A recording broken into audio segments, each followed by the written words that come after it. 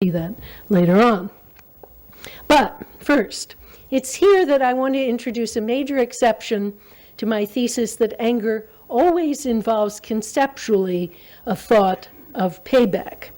Now, there are many cases, and in fact most cases, in which one gets standardly angry first, thinking about some type of payback, and then in a cooler moment heads for the transition.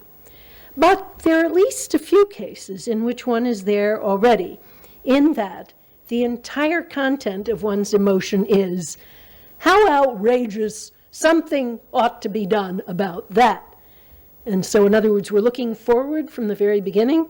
Let me call this emotion transition anger, since it is a kind of anger or quasi-anger, but it's already heading down the third fork in Angela's road.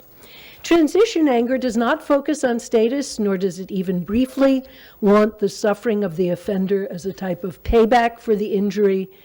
It focuses on future well-being from the beginning, saying something should be done about that.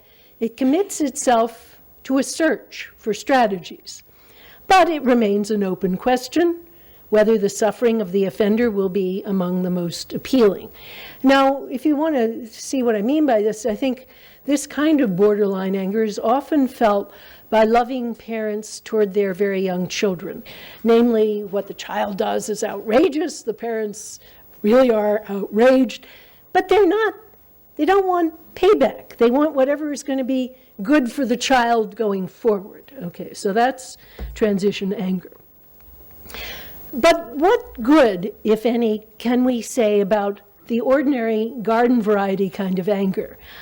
I think that anger has a very limited but real utility, which derives very likely from its evolutionary role as a fight or flight mechanism. And I think it can play three instrumental roles. First, anger can be a useful signal, a kind of wake-up call to oneself that something is badly wrong. Still, that signal has a lot of noise given anger's connection to status. I mean, maybe it's not really wrong, maybe you're just feeling dissed, and so on. Second, anger can sometimes motivate people to address real problems that they might not address otherwise. Again, however, it may not be the most reliable motivation. King said he used the highly formal structure of the nonviolent protest march and the training for that to channel real anger into something that would really prove governable and useful. Third, anger can be a useful deterrent. That is, people refrain from transgressing against people if they think an angry outburst is likely. Well, this may be true, but I don't think it's a very good way to relate to people in society, scaring them from treating you badly by inspiring fear of road rage or some other kind of outburst. Of course, we all know people like this, but they may simply achieve isolation and not friendly treatment. More generally, the way anger deters is not likely to lead to a future of stability or peace. Instead, it's all too likely to lead to more devious aggression.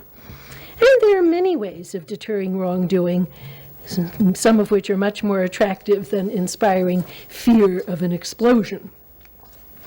In any case, we may retain these limited instrumental roles for anger while insisting that its payback fantasy is profoundly misleading, and that, to the extent that it does make sense, as it does in the case of relative status, it does so against the background of diseased values.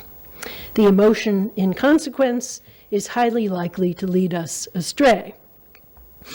Well, what's the upshot for law and political justice? In my larger project, I ask first about everyday justice and then about revolutionary justice. As far as everyday justice goes, and I'll talk more about this tomorrow in the conference, the upshot is precisely what Bentham and Plato before him thought. The constructive, forward-looking thought about how to deal with the whole social problem of wrongdoing is what should interest us, not the empty fantasy of payback. Punishment, if we end up using it, which we probably will, ought to compete for our attention with other strategies for preventing crime ex ante. And thus the debate about the justification of punishment, so-called, really ought to be a much broader debate about how punishment fits in among the many strategies a society can use to deter and prevent crime. As Bentham emphasized, preventing wrongful acts is a complicated business, and we need to consider it in the broadest possible way, asking how nutrition, social welfare, education, employment, and a variety of constructive policies may fit in. He argued that the focus on punishment ex post is actually quite inefficient if what one really wants is less offending. Often, he said, the same result can be attained, quote, as effectually at a cheaper rate by instruction, for instance, as well as by terror, by informing the understanding, as well as by exercising an immediate influence on the will, end quote. At any rate, we should study the entire question. But most societies really don't, and I think we should agree with Bentham that the failure of certain societies to consider punishment in the context of a larger inquiry into how to prevent people from becoming criminals ex ante is a grotesque failure. It's as if parents stopped thinking about education, nutrition, inspiration, love, to focus single-mindedly on harsh treatment of the bad behavior that would certainly follow such neglect.